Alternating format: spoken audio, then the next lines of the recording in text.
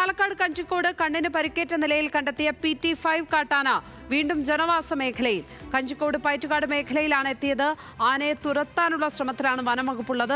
അജിത് ബാബു ചേരുന്നു വിവരങ്ങളുമായി. പൈറ്റുകാടിന്റെ പഞ്ചായത്ത് മെമ്പർ കൂടിയായിട്ടുള്ള ഗിരീഷേട്ടൻ ചെയ്യുന്നു. ഇവിടെ ജനങ്ങൾക്ക് വലിയ തരത്തിലുള്ള ബുദ്ധിമുട്ടുണ്ടാകുന്നുണ്ട്. ആനയെ ഇപ്പോൾ ഫോറസ്റ്റ് ഉദ്യോഗസ്ഥൻ നിരീക്ഷിച്ചുകൊണ്ടിരിക്കുകയാണ്. എന്താണ് നിരീക്ഷിച്ചുകൊണ്ടിരിക്കുകയെന്ന് പറഞ്ഞാൽ ഇപ്പോഴാണ് വന്ന് നിരീക്ഷിക്കുന്നത്. കാലത്ത് 7:15 സ്കൂളിൽ പോകുന്ന കുട്ടികൾ കണ്ടിട്ടാണ് ഞങ്ങൾ അറിയുന്നത്. സ്കൂളിൽ കൊണ്ടുവിടാൻ വേണ്ടിയിട്ട് അമ്മമാർ വരുമ്പോഴാണ് ആനനെ വഴിയിൽ വെച്ച് കണ്ട് വിവരം അറിയിച്ചത്. ഇപ്പോഴാണ് നിരീക്ഷിക്കുന്നത് പറഞ്ഞാൽ സ്ഥിരമായിട്ട് ഈ ആന ഈ മേഖലയിൽ മാസങ്ങളോളമായിട്ട് PT5ഉം PT40 പിന്നെ ഒരു കൂട്ടം ആനകളും ഈ മേഖലയിൽ തന്നെ ഉണ്ട്. പക്ഷേ സാധാരണക്കാരൻ്റെ ജീവനും സ്വത്തിനും സംരക്ഷണമാണ് നമ്മൾ ആവശ്യപ്പെടുന്നത്. ഞങ്ങൾക്ക് ജീവിക്കാൻ പറ്റാത്ത അവസ്ഥയാണ് നിലനിൽക്കുന്നത്. അതാണ് ഞങ്ങളുടെ പ്രശ്നം. സാധാരണക്കാരന് ജീവിക്കാനുള്ള സാഹചര്യം ഒരുക്കാൻ സർക്കാർ ഇടപെടണം എന്നുള്ളതാണ് ഞങ്ങൾക്ക് പറയാനുള്ളത്. ഇതിന് കണ്ണിന് പരിമിതി ഉള്ളത് കൊണ്ട് തന്നെ മൂവ്മെൻ്റ് ഒക്കെ ഭയങ്കര സ്ലോ ആണ് മറ്റാനകളെ അപേക്ഷിച്ച്.